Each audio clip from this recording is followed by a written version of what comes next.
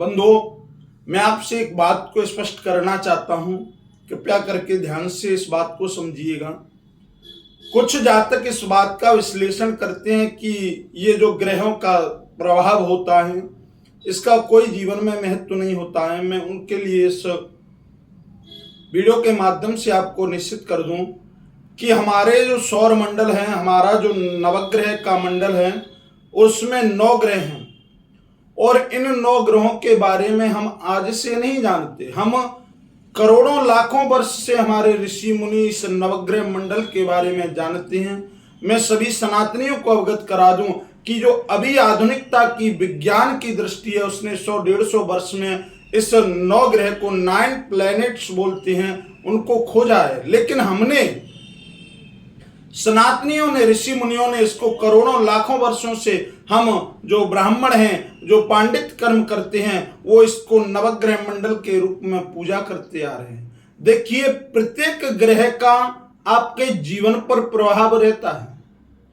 आप स्वयं के जीवन की बात तो छोड़िए, इस धरा, इस सृष्टि में जिन जिन वस्तुओं पर, जिन जिन सजीव निर्जीव सभी पर इन ग्रहों का प्रभाव पड़ता है।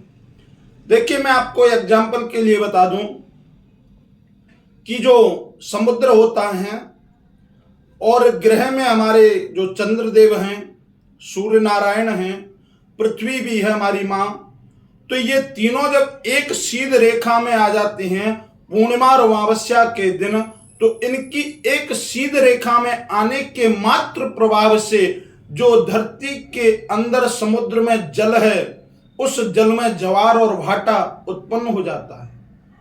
कहां चंद्र का निवास है, कहां सूर्य का निवास है, कहां पृथ्वी का निवास है, इतनी दूर से वह ग्रह आपके जीवन को परिवर्तित कर रहे हैं। उस समुद्र के जल को इतनी ऊंची लहरें बनाकर उठा देता है कि आप सब लोग जानते ही हैं इस बात को कि ज्वार भाटा समुद्र में बनता है। ये किस कारण से बनता है?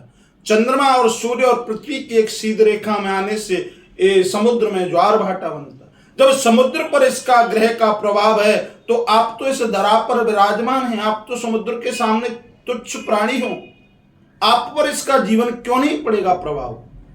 और आपके शरीर के अंदर भी तो 70% जल है ना, ये जल भी उस दिन उठता है, ऊपर ज्वार उठता है, भाटा उठता है इसमें, और ऊपर की तरफ जल उड़ान भरता है।